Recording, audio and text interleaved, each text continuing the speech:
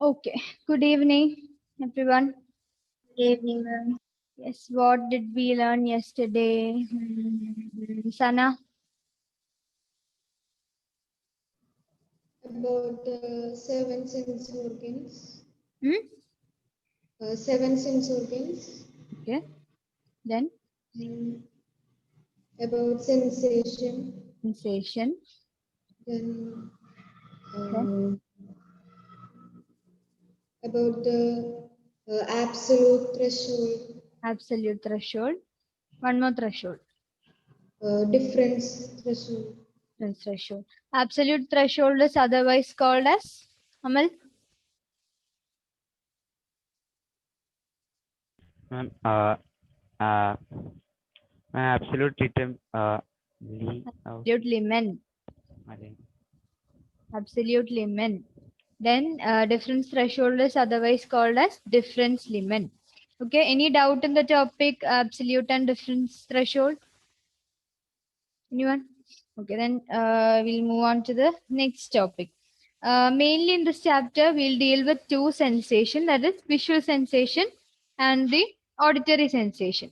Okay, and we are starting with visual sensation today.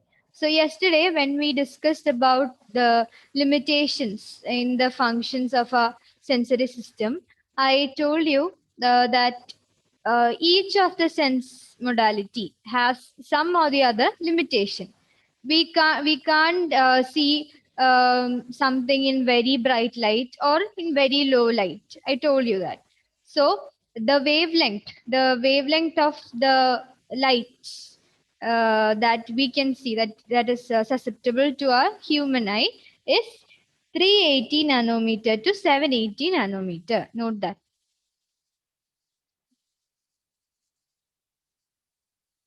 Our eyes are sensitive to a spectrum, in the spectrum of this particular range, that is 380 nanometer nm, small m, 380 nanometer to 780 nanometer.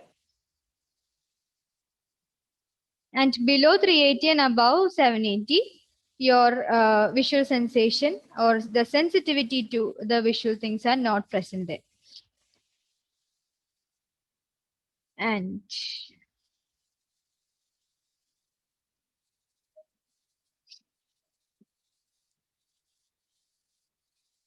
yeah, okay. Now, after this is the just the wavelength of the light that we're discussing. Now we are going to study about the parts of the human eye. Okay, we start with the parts of the human eye, then study about the properties of light and about the vision and all. Have you ever studied the parts of human eye in science or in anything? Yes, all have studied. Yes or no? Yes, ma'am. Yes. Okay. Ashish is also telling yes. What are the parts that you remember, Ashish? Any names that you remember? Lens. Hmm? Lens. Lens. Yes, of course. Our eye has a lens. Human eye has a lens. Then, Cranial muscle. hmm?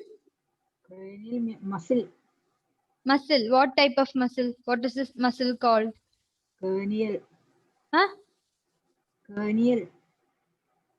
Sorry? Cranial. Cranial. Cranial muscle is in the eye. Cranial അല്ല വേറെ Something starting with C. That is right. Who knows the name? Yes, Aishwarya. Ciliary. Ciliary muscle. Yes. Then Ashish, what else do you remember about the human eye? That's all. Then Raina, do you remember anything? Retina, Retina. Yes. What is retina? the center part of the eye. Yeah, Hmm. no. Okay, it's okay. Grishma, what do you remember about the human eye? Cornea, Please be a bit louder. The cornea. Cornea, yes. Then Rod cells. rods. Then Then corn cells. cones, yes. If you know rods, then you have to know cones also. Then that's all. Sclera. Okay. Yeah, sorry, sclera, yes. That's all. Amal, do you remember anything about the human eye? Ma'am, iris, Iris, yes. pupil, Pupil, ma'am, ma'am, that's it. Then Meghna, anything else left other than all these points? Lens. Lens, yeah. All that we told. Ashish, switch on your video. That's all. Okay, so you know the basics of the parts of the human eye, right? You just see the other parts. Screen is visible, right? Yes. Okay. Structure of the human eye. We have far more parts to remember. And yeah, and basically we consider that the human eye has three main layers. Which is the first layer? Who knows? Yes, Krishma? Some of the parts you told were from the first layer. Remember? Retina, the corn cells and the rod cells. Retina is present in the back of the eye. In the front part, what do we have? Cornea. Cornea along with? No, don't remember. Okay. Yes. So in the beginning, you can see that light blue color, right? In the picture. In front of the lens and front of the iris and pupil, you have the cornea. And as a continuation of it, you have the sclera. So here you have the sclera, and in the front part, you have the cornea. That is the basic first layer. Okay. And cornea is very soft and sclera is very tough layer present in the front. Then the second layer is called the choroid. What is it called? Choroid. Choroid. Note these parts. The first is the cornea along with the sclera. Then we have the choroid. The middle layer, that is the choroid. And the third one is what Grishma told just now, that is retina. R-E-T-I-N-A, retina. So here in this picture, towards the back of the eye, you can see the retina here. So, yeah. And that all these three, the first layer, the middle layer, and the third layer, they are the basic three layers of the human eye. Okay. And the function of the cornea and the sclera together, it is for the protection purpose. They are the first layer, right? And I'll show you one more picture. Here, do you see the picture? Yeah. Here we have in the front part, you have a watery layer, right? You can see the watery layer in front of the eye. That is the cornea along with the sclera. So in front of the iris and pupil part, you have the cornea. And for the rest of the eye part, you have the sclera. Okay. So these forms the basic layer. And the basic function of cornea and sclera is for the protection and for the maintenance of the shape of the eye. That is the basic function of cornea and sclera. Then we have the choroid layer, that is the middle layer, and it has so many supplies of blood vessels. The choroid, that is the middle layer, it has supplies of blood vessels. Then the last or the third layer, present in the back of the eye is called retina, and it has so many photosensitive cells or photoreceptor cells. We call it photoreceptor cells. Photoreceptor means those who receive light. Photo is something related to light. You have heard photosynthesis, right? That is the process in which the plants, the leaves basically prepares food for the whole plant in the presence of sunlight. Since it happens in the sunlight, uses sunlight, is called photosynthesis. So similarly, photoreceptor cells are present in the retinal layer of the eye. And in retinal layer, as I told you, we have photosensitive or photoreceptor cells, and mainly there are two photoreceptor cells. It is rods and cones, RODS, and cones, CONS. It's not CONES. Rods and cones are the photoreceptor cells. If I ask a question, name the two photoreceptor cells in the eye, you have to write. You have to write. Amal, what should you write? Ma'am, rods, cones, And and cone. cones. Rods and cones are the photoreceptor cells in the eye. And where are the photoreceptor cells present inside the eye? Reina, where are the cells present? Inner layer. Hmm? Inner layer. What is the layer called? The retina. Retina. Yes. Fine. Clear about the three layers, right? Okay. Now, the thing that Ashish told, we have a lens, just like the camera. Just like we have a lens in a camera to focus things, to capture good pictures, to adjust the light and all. We have a lens in the human eye also. And this particular lens, it is adjusted for the purpose of increasing or decreasing the amount of light entering the eye. It is adjusted by the muscles. It is not cranial muscle, it is ciliary muscles.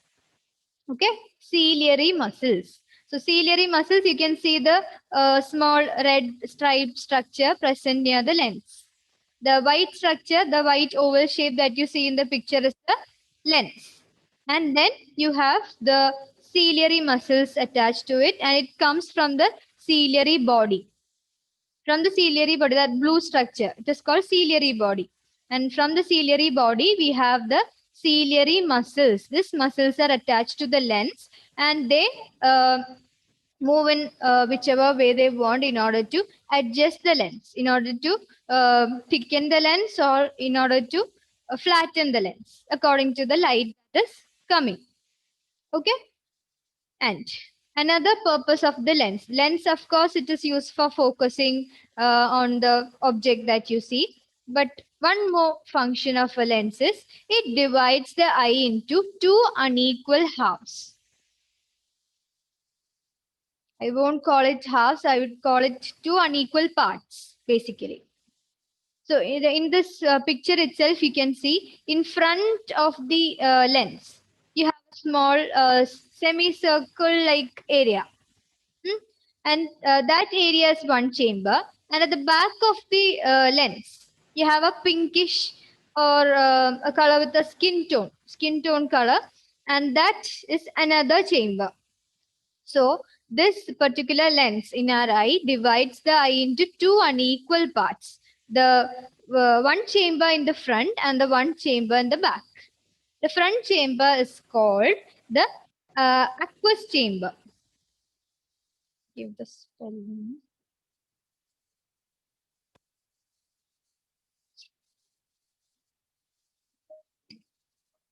This one is called the aqueous chamber. Wait, let me share.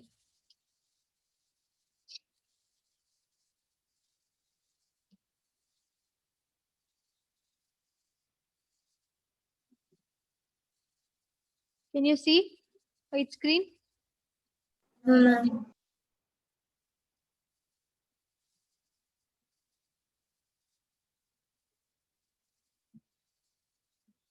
Now? Yes, Okay. ma'am. Yes. Yeah. The first one is called aqueous chamber. I hope the spelling is correct. Yes. And the other one, the big chamber that you saw, that is called the vitreous chamber. Aqueous chamber and vitreous chamber. And both of these chambers have their own liquid like filling inside.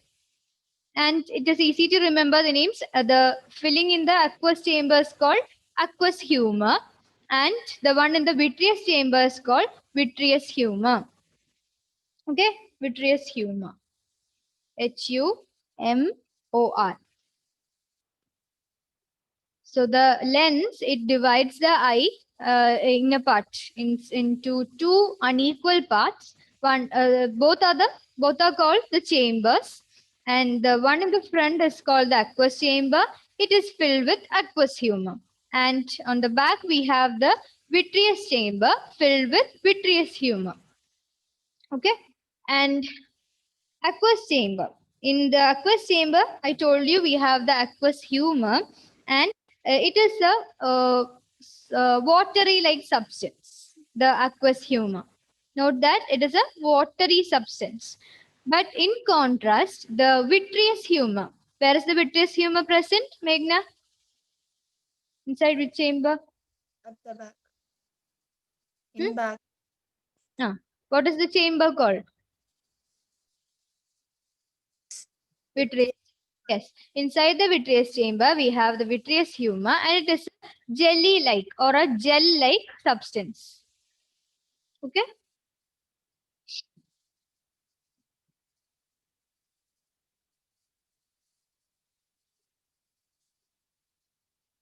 Note it down. Yes. So again, the lens divides the eye into two chambers or two unequal parts. The one in the front is the small one, other one is the big one. Small one is called aqueous chamber filled with the liquid called watery like substance called aqueous humor, and on the back part you have vitreous chamber filled with vitreous humor. Okay. Yes. Okay. Then, what is the basic function of both of these liquid-like substance or gel-like substance? They help to, again, maintain the shape of the eye. Okay, they help to maintain the shape of the eye. Shape of the eye, and specifically the lens.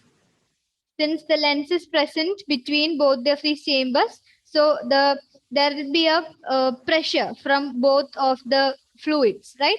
So it helps in maintaining the shape and size of the lens of the eye, to be specific. Okay, not the eye as a whole. It helps in maintaining the shape of the lens of the eye. Clear till that? Okay. Now, I told you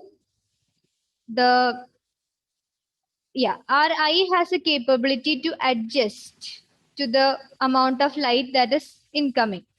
Yes. So the flexibility of the lens is very important.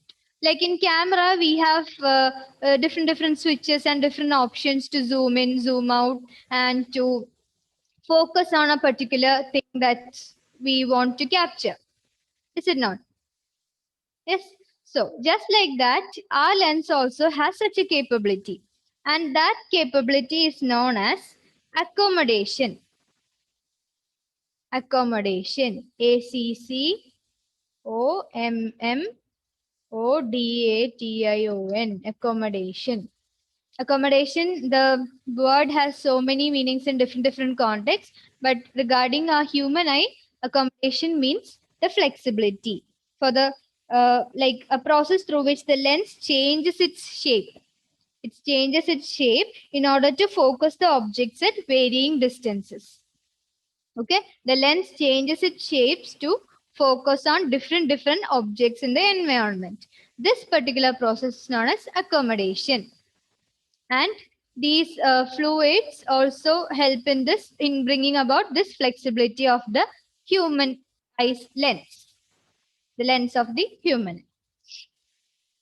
And again, I told you the ciliary muscles are the ones who help in doing this whole process, that is adjusting the lens. Either the ciliary muscles helps in flattening the lens, or it can help in thickening the lens.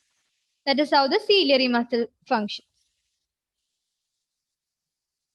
Then, I told you the ciliary muscle helps in flattening and thickening. The flattening process, it happens when the lens has to focus on the distant objects.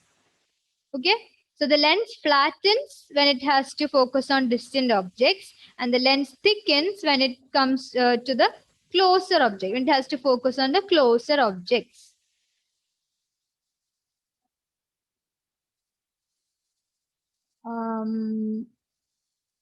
Who can? Can you repeat it once again? Yes. When the lens has to focus on the distant objects, then it is flattened by the ciliary muscle. So flatten happens when we have to look at a distant object. When it comes to close object, the lens thickens.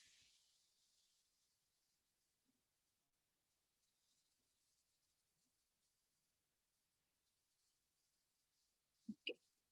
Now again, yes. So again, who can tell me all the parts that we discussed till now? Which are the 3 layers? Aishwarya? Yes. Cornea, Cornea along with sclera, sclera. Cornea along with sclera is the first layer. Yes. Then then middle layer is called choroid. choroid. Choroid. Right. CHOROID. Choroid. Okay. It has supply of blood vessels. Then Then retina, and retina has photoreceptor cells known as, Reina, what are the names? Photoreceptors? Rods. Rods and cones. Okay. And I forgot to tell you, the rods are for dark vision. That is when light is very low, and the cones are for usually for color vision. Related with C and C. Cones, color. So the other one will be for dark vision or the night vision. Okay. Fine. Okay. So again we move to the next part. When the light is coming towards our eye, or it hits an object and then it is reflected back to our eye, then we have different intensities of light coming towards our eye. Yes or no? Yes. Then there is a part in the eye that helps in deciding how much amount of light enters our eye actually, and that part is known as, you all have studied, I hope. pupil, Pupil, and the surrounding part is called,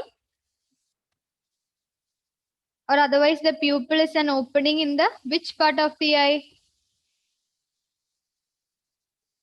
No idea? You see the picture here of the eye, and the inside black part is the pupil, and the surrounding brownish color that you see in the picture is called, any idea? Anyone? eyeball, Oh, you have a specific name for that. Yes, Sana, do you know? Iris. This, yes. So basically, pupil is an opening in the which part of the eye? Iris of the eye. So iris and pupil together, they help in deciding which amount of light can enter the eye or not. Okay. So the amount of light that can enter our eye depends on the pupil and the iris. If the pupil opens only, the light can enter. Understood? Yes. Okay, fine. Now, what is iris basically? It is a disc-like structure. Disc-like colored membrane lying between the cornea and the lens. So in this picture, between the cornea and the lens, you have the pupil.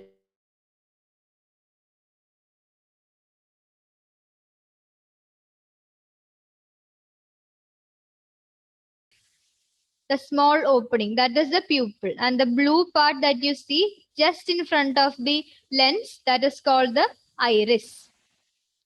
Okay, so we have the three layers. Then we have the rods and cones in the retina. Then we have the ciliary muscles, the lens. Then we have the process of accommodation. Then what else did we learn? Then we just discussed about the iris and also the pupil. The opening in the iris is called the pupil. Clear till now or not? Should I explain once more? Yes or no? Yes, sir. Yes. Okay. From which part should I explain the whole thing? No, from the iris. Iris. Okay. So we learned about the three layers. That is clear, right? The cornea, and middle we have choroid. Then we have the which part? Retina. That is clear. So in this picture, when you see the structure of the eye, the cornea is here, and in front of the eye, in the front part of the eye, you have the space in between the cornea as well as the lens. That part is called the aqueous chamber. In that aqueous chamber, we have the aqueous humor also. And just in front of the lens, in the lens of the eye, you have the blue structure that you see. That is the pupil. That is the iris.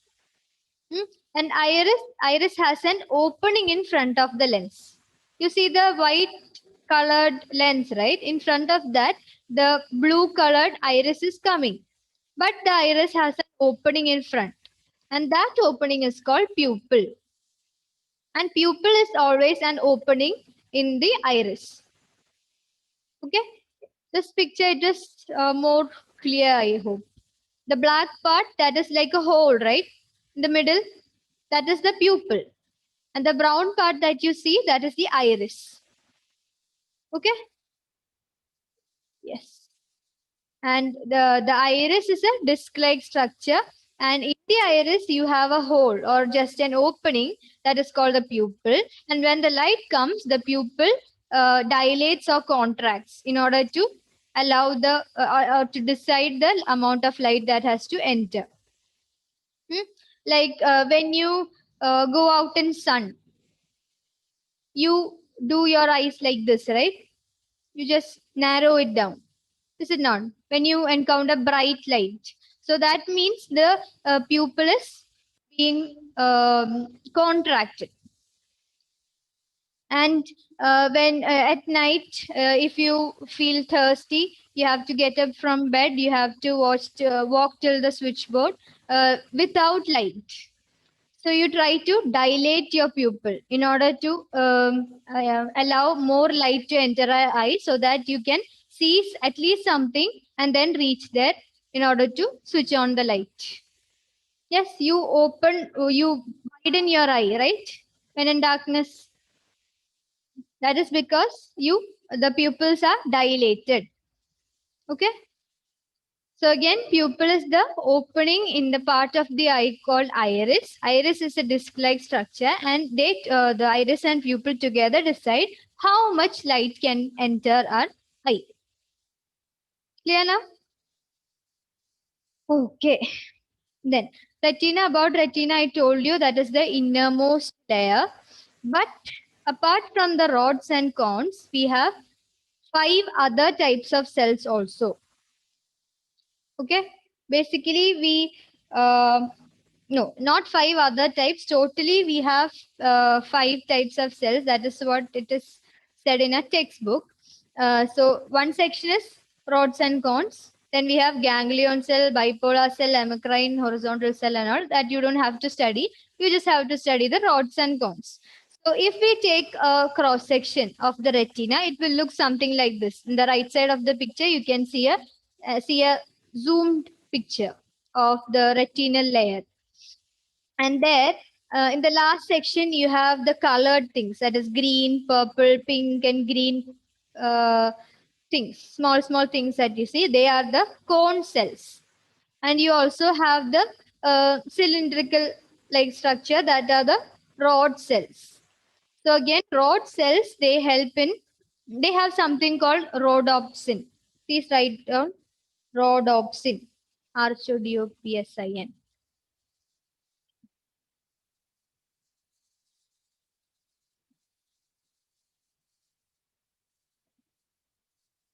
Rhodopsin. In the retina, you have rods and cones. The rods have a chemical substance called rhodopsin, and the cones have something called iodopsin.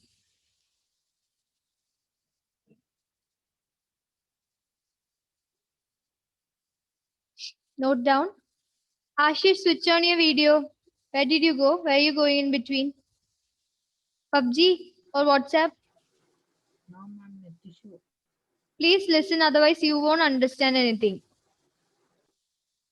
Okay, so again, rods have a chemical substance called rhodopsin, and cones have something called iodopsin. Okay, keep that in mind.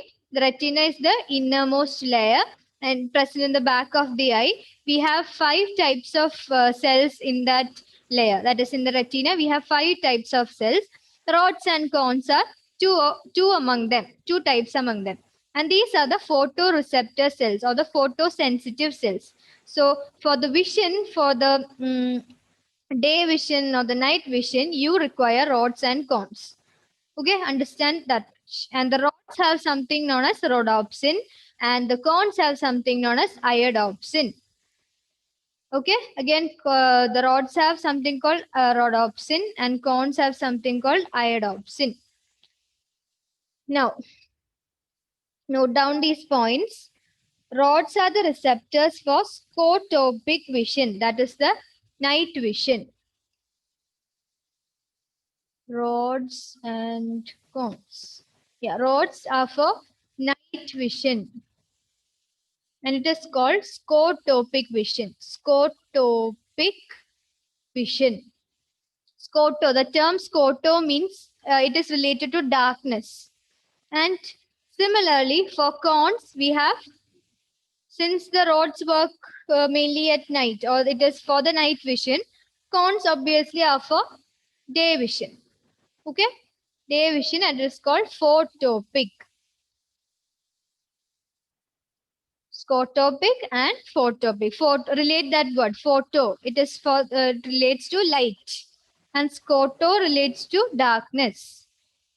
So cones are for photopic vision, and rods are for scotopic vision. Imagine that you are on a very long road on a very dark night.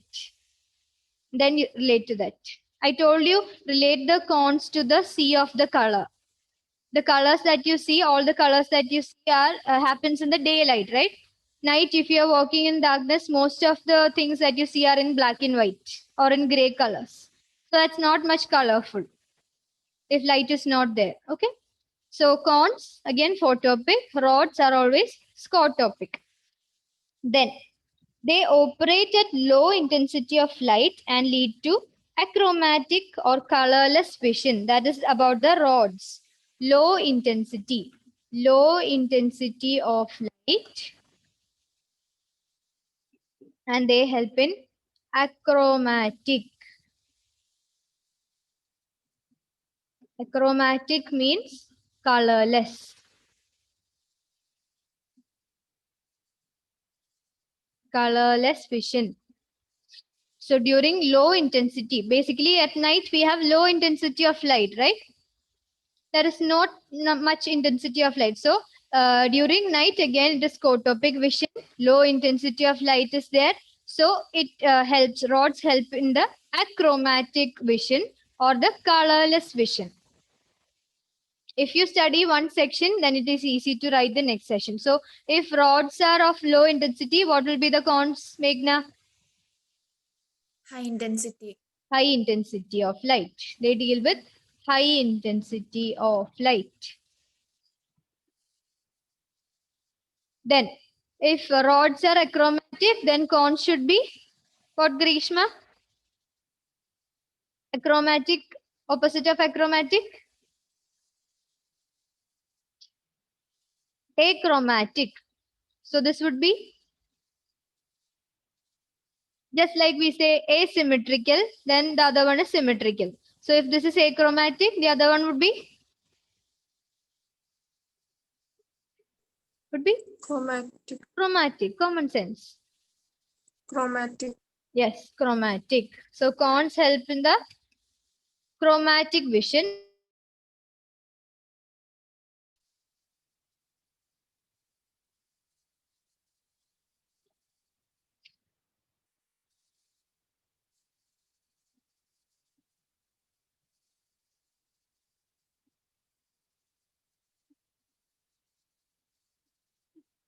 Understood? Understood till this much? Yes or no? Okay. So basic differences between rods and cones. That is basically night vision and day vision, daylight vision. And one helps in the low intensity. As the rods help in the low intensity light, the other one helps in the high intensity light. This is achromatic vision, that is colorless vision, and the cones are chromatic vision or color vision. Yes, understood? Okay. Then optic nerve and fovea, I think. Just a minute.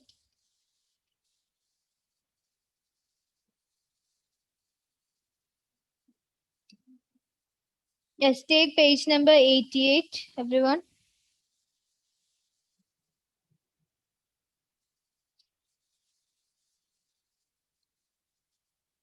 Aishwarya, can you read from the paragraph? Working of the eye, just before the working of the eye, you have a small paragraph. Read that. From retina. Not retina, the other side, right side.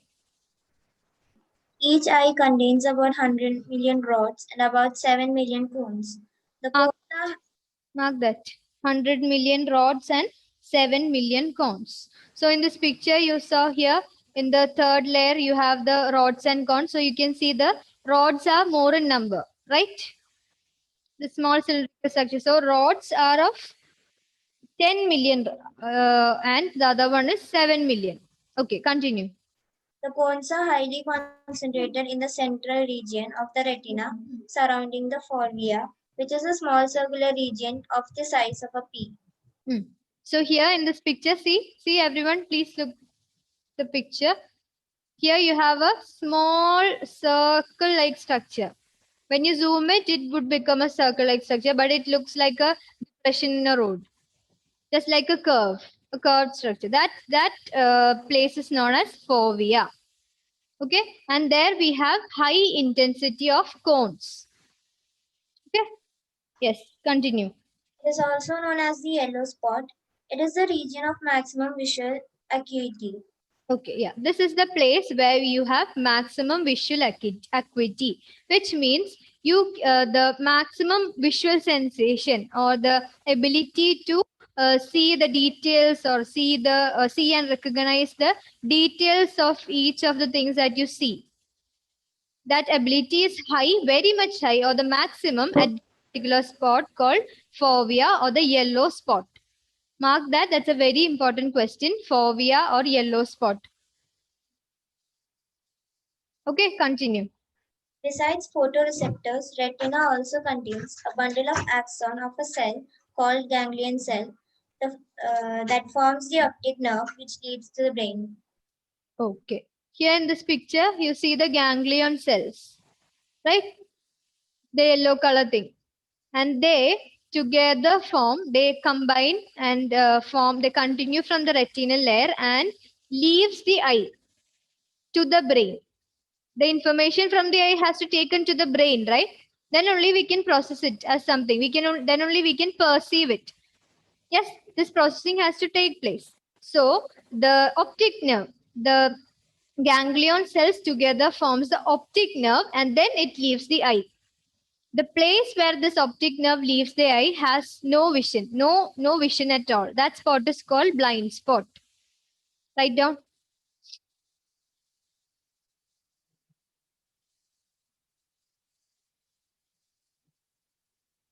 The place where the optic nerve leaves the retina has no photoreceptor cells. And so, here visual sensitivity is completely absent in nature. Visual sensitivity is absent at this particular spot where the optic nerve leaves the eye. And this area is called where the visual sensitivity is absent. This particular area is called the blind spot. Okay. Since we can't see anything, the visual sensitivity is absent. Obviously, we'll be blind, right? So we call it blind spot. Okay, then the rest of the topic I'll take tomorrow. Thanks for waiting anyway. Please go and read this topic. Otherwise, tomorrow's class would be a waste. This is a continuation. We have to continue the visual sensation tomorrow also. I thought of finishing it, but it's too much, right? Too many terms. In the year, don't worry. In the year, you have even more terms coming up. Now, inside the year, you have so many other things.